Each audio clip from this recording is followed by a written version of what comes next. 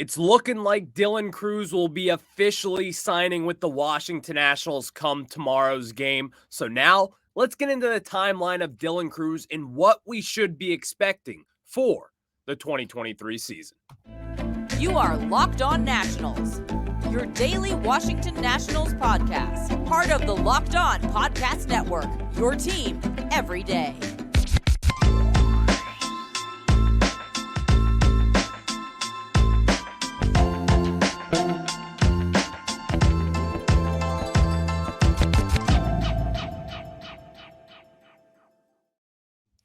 And thank you guys for making Locked On Nationals your first listen every day, as we are free and available wherever you get your podcast. I'm your host, Ryan Clary. You can catch me over on Twitter at RyanClary11. You can also follow the show page at LO_Nationals for all your latest Nationals news and notes, and just also general opinions. How about that? This is an opinion-based industry, so you can follow those and get all you need, just like we have you right here today.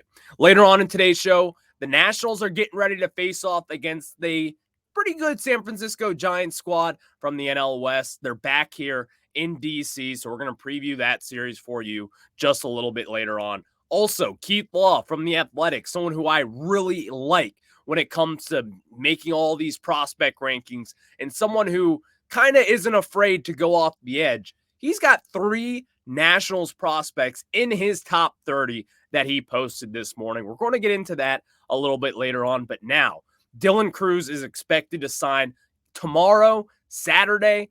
What a day. First off, the timing couldn't even be better than this. I think if you were to have Dylan Cruz signing on a Saturday against the Giants for a nice little day game, setting up for tomorrow, that's amazing. It really is. Because one, Dylan Cruz is going to be available at some point to talk with the media, probably in tomorrow's game, I would imagine. 2, he'll be available for the fans. He'll probably throw out the first pitch, I'd imagine. And he's going to get a huge ovation. I can guarantee you that. Dylan Cruz is aiming up to be the Nationals' best prospect. We'll get into that part of that a little bit later on in today's show. But what Dylan Cruz has shown us so far, 1, he hasn't really suited up with the Nationals, obviously. But 2, we know what this guy can do.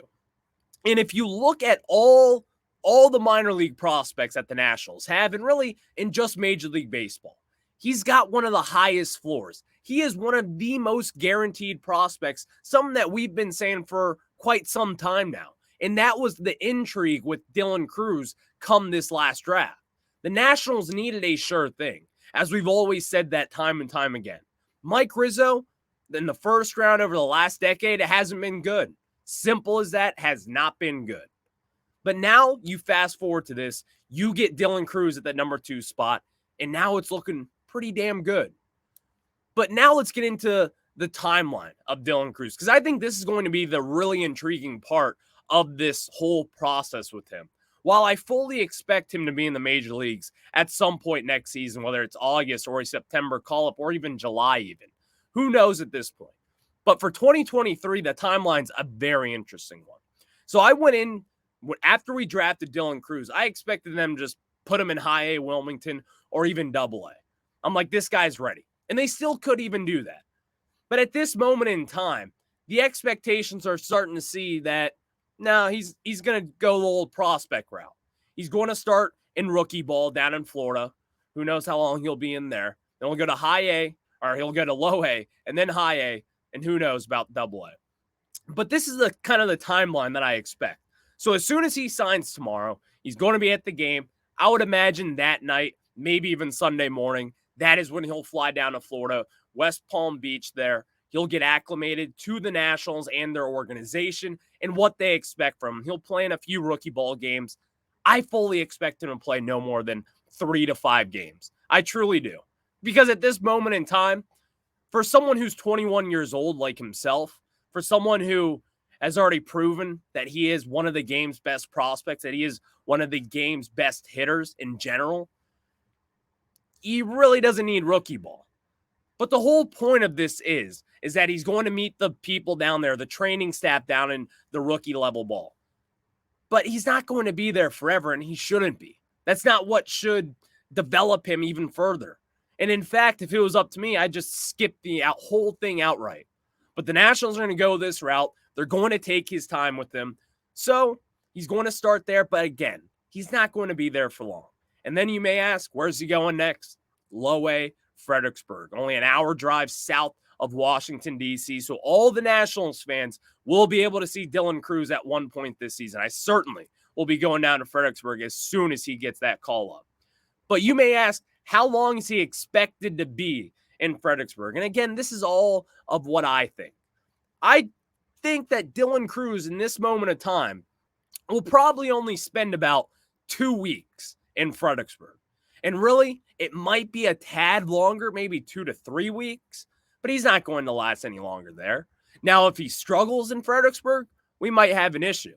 But at this moment, the SEC is probably a little bit better than Low A Fredericksburg as far as the talent goes. The talent that he played this last year is mostly as close as you could get to Major League pitching. Now, it's not the same as I would say Double A. I think Double A is when you really start to get into it, but a Low A Fredericksburg, it's a lot of young guys, a lot of unproven talent there, and that's kind of the competition that you're going up against. I think Dylan Crews is a step above that, and I think he's proven that to us over time. Winning the Golden Spikes Award this last year, college baseball's most valuable player, this guy's better than that. So that's why I think he'll only be there for 2-ish weeks, 2 to 3 weeks at max. And I think that's the right call when you're talking about Dylan Crews, because this guy, again, is already proven. What else does he have to prove down in Fredericksburg? Because I think that is the most interesting part of this whole process. How long will they keep him down? Are they going to kind of use him with kid gloves? How will they utilize this and really reach into his development? Because I don't really see Fredericksburg, Low A Fredericksburg, as a valuable option for him moving forward. But then after those 2 to 3 weeks, he's going to go up to High A Wilmington. And again, this is where I think we'll probably see the least amount of Dylan Crews. And we all talked about this with Brady House and James Wood, both in High A Wilmington. Mike Rizzo has even talked about it a little bit. It's not the most hitter-friendly park. Over the years, you've seen it for a decade now. It is a tough ball to hit in. It's always been a pitcher's-friendly park. A big yard, big fences, and really just not a lot of hitting in general going on there. Who knows what the actual reason is, but we've seen it. James Wood and Brady House, they weren't in High A Wilmington for all too long. James Wood started the year in High A. Brady House started in Low A, got up to High A, and then obviously over the last week, got called up to Double A.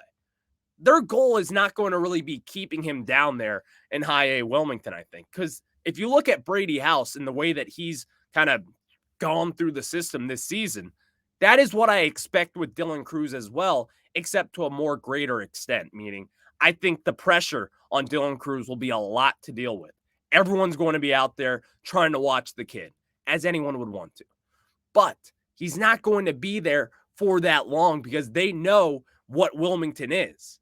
Wilmington is not a hitter-friendly yard. They don't want to see this guy have his confidence crushed down in High A Wilmington.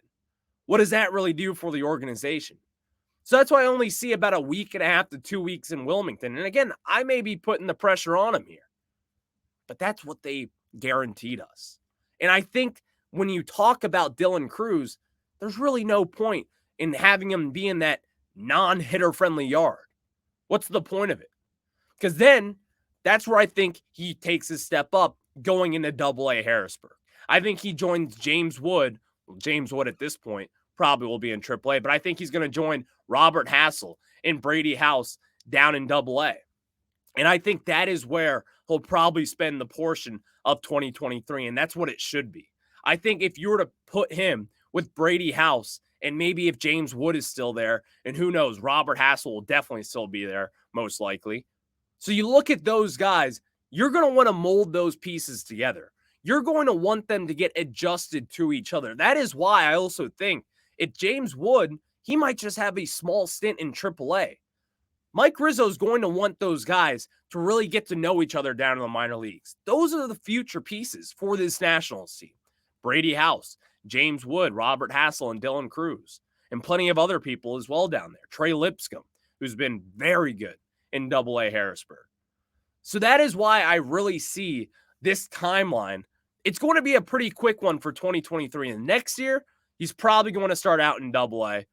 Will be there a month maybe. Who really knows? That's way too far down the line at this moment. But if he were to stay healthy, and if he were to hit the way that we expect him to hit, he's going to be in Double-A by the end of this season. And in my mind, there's really no doubt about that. Truly is. And I think if the Nationals, if it was up to me, I'd start him in high A already. Just get him up there. Pull the Band-Aid off. This guy's ready. I think if you were to enter him into the Nationals lineup today, he would probably be, your 6th hitter? And he could probably be in the top half of the lineup, for being honest.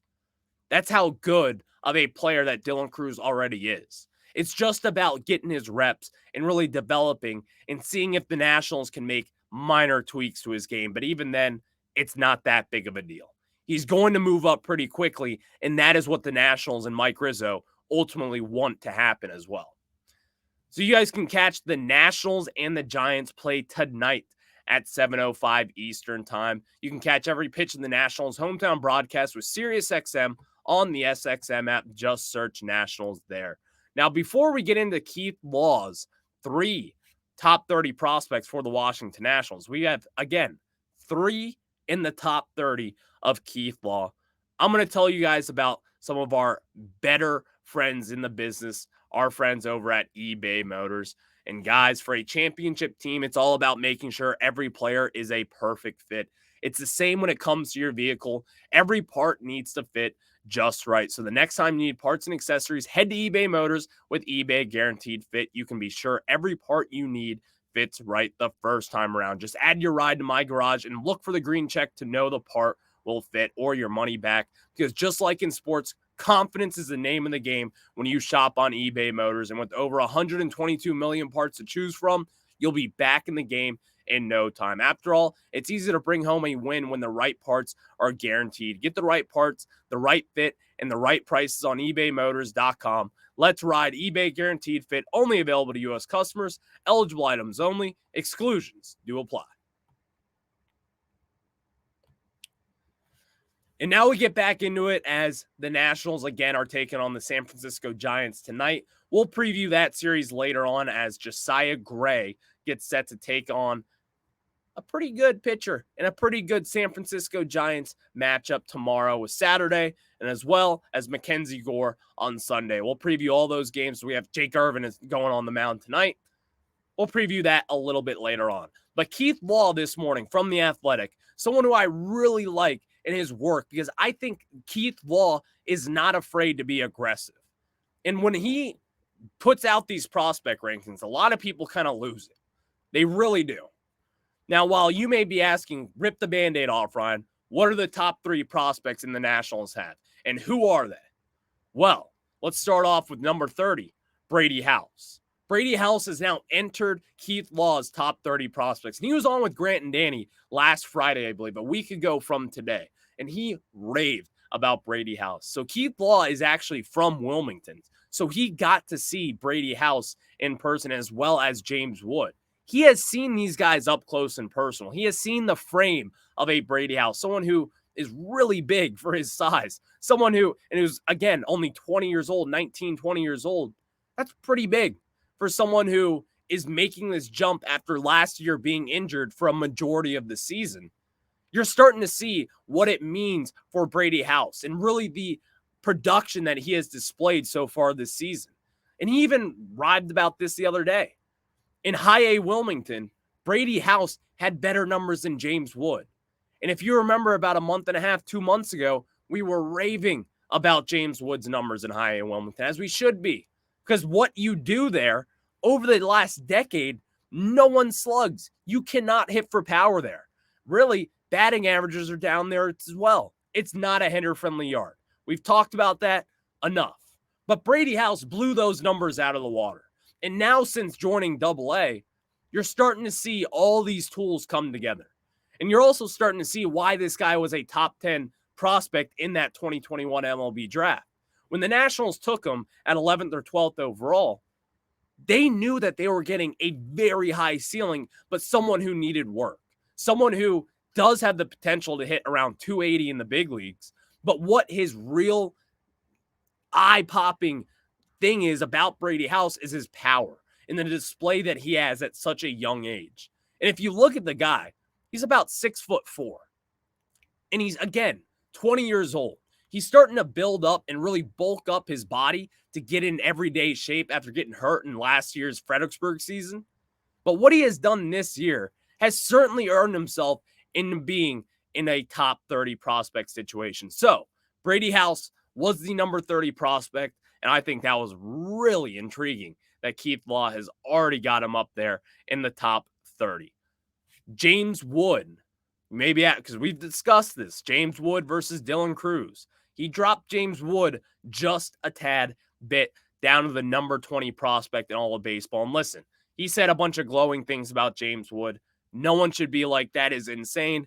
I think it's a little crazy. I don't think it's insane to have him at number 20, but I think it's definitely, certainly a little nuts. Because I look at James Wood as a top 10 prospect. And a lot of people out there prefer ceilings over floors. I kind of have a mix of both when it comes to this, but James Wood certainly has a higher ceiling, especially over Dylan Cruz. James Wood has one of the higher ceilings in all of baseball when it comes to talking about center fielders, and especially in this national system.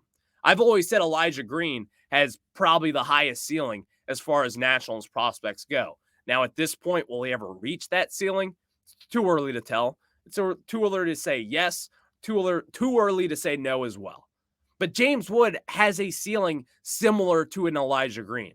I even think that James Wood is going to hit for a little bit more average. I think he has a better hit tool overall, which is, by the way, has been well documented over this season, as Elijah Green is still treating a sprained wrist injury that he sustained over the last month or so.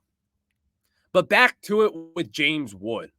This part was a little surprising to me that he's down to number 20, which I believe he was at number 17 in his most recent rankings prior to this one.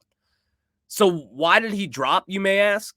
Is there someone who's just better? Are there people? Is it the draft? And really, who knows? But obviously, Dylan Cruz is getting added to this equation as well. He jumped James Wood, obviously. You have other guys as well, like Tamar Johnson, who's been a very high riser on Keith Law's board. And you may be asking yourself, but then why does he have someone who has been as productive as James Wood down at number 20?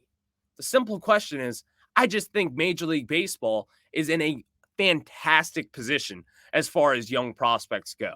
I think right now, as you sit here today, and if you look at whatever website you look at, Baseball America, MLB Pipeline, MLB.com, whatever it may be, I think if you were to look at any of these websites, you're going to be seeing a ton of young talent. And I think when you come, especially into the top 10, there's a ton of 20-year-olds, 21-year-olds in there. These are young kids who are getting drafted, like a Jackson Holiday, who's the number 1 overall prospect in this system, in baseball, really, at really any website you look at. But dropping James Wood to 20, I think, was just a little egregious.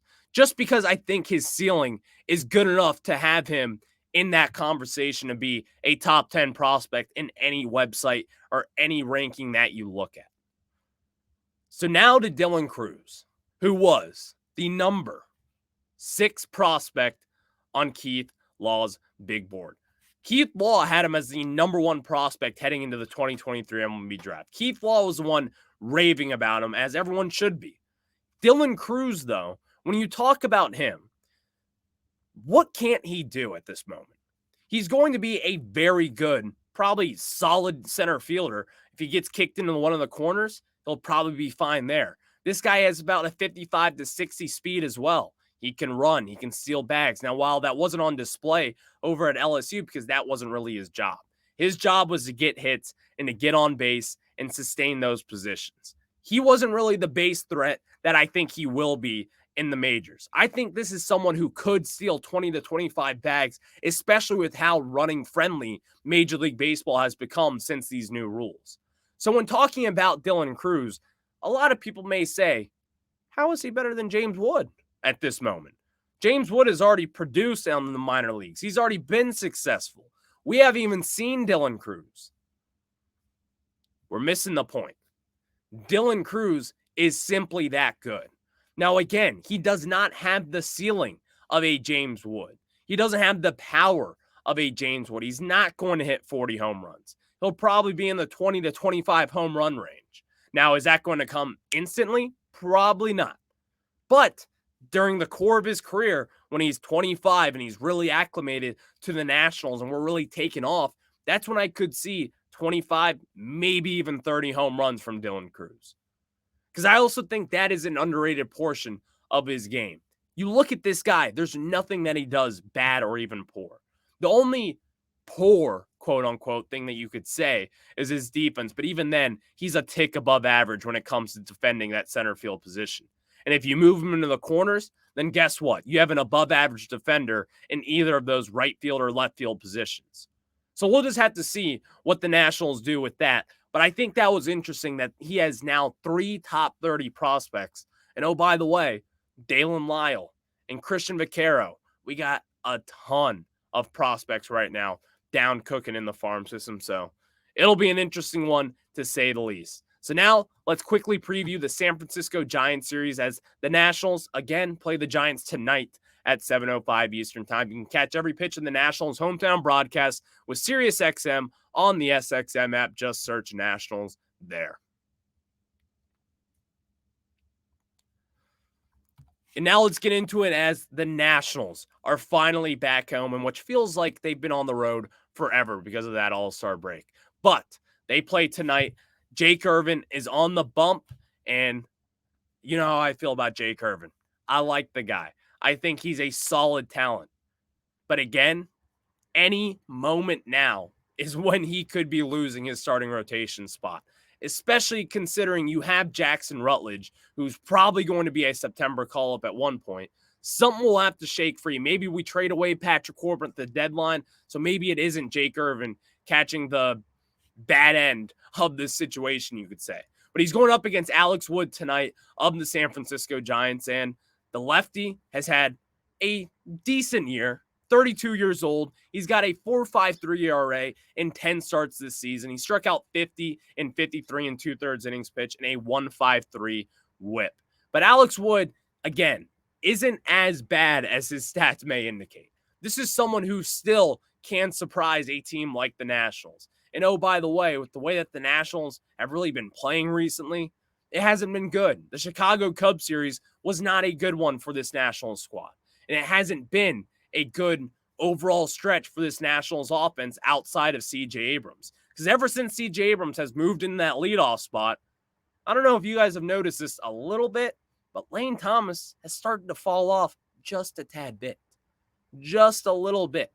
He hasn't really been hitting the same since C.J. Abrams got in that leadoff role. So that's going to be something to monitor starting tonight against the San Francisco Giants. But again, Saturday, Josiah Bleepin Gray, the day that you have Dylan Cruz signing with the Washington Nationals, that is the day in the game that you want to go to. I will be there tomorrow, 4:05 first pitch. Josiah Gray on the bump as Dylan Cruz signs with the Washington Nationals. And as well, the Giants have their ace going with Logan Webb, 26 years old, and 20 starts this season. He's got 133 innings pitched, 134 strikeouts, and a very good 108 whip. Again, we're kind of getting the bad side of this deal against the Giants, who, by the way, are really just slept on overall in this National League. You talk about the Diamondbacks. They're kind of the sexy new team with Corbin Carroll. You got the Dodgers. You have the Padres in the NL West. The Giants are pretty damn good themselves. And this is going to be a playoff team going forward. I don't doubt that for a second. But the Nationals are going to have to find a way to produce some offense, and especially when you're going up against tough pitching matchups the way that the Nationals will be over these next few days, you're going to have to find a way to produce, because on Sunday, you have Mackenzie Gore going, but we got to be honest, it's been a tough go for Mackenzie Gore over the last few weeks, and the Giants have not announced a starting pitcher as far as that Sunday game goes. We'll just have to see, are they going to go with an opener or whatever it may be. We'll just have to keep that close lip. I'll have you covered here over on Locked On Nationals. Thank you guys for making Locked On Nats your first listen every day, as we are free and available wherever you get your podcast. Nationals play the Giants tonight at 7:05 Eastern time. As you know who, Jake Irvin takes the mound. You can catch every pitch of the Nationals hometown broadcast with SiriusXM on the SXM app. Just search Nationals there. I'll catch you guys on the flip side. Watch some Nats. Enjoy the weekend. It's going to be a beautiful day for Nationals baseball. I'll catch you guys tomorrow, or Monday, actually. It's a Friday. Have a good one.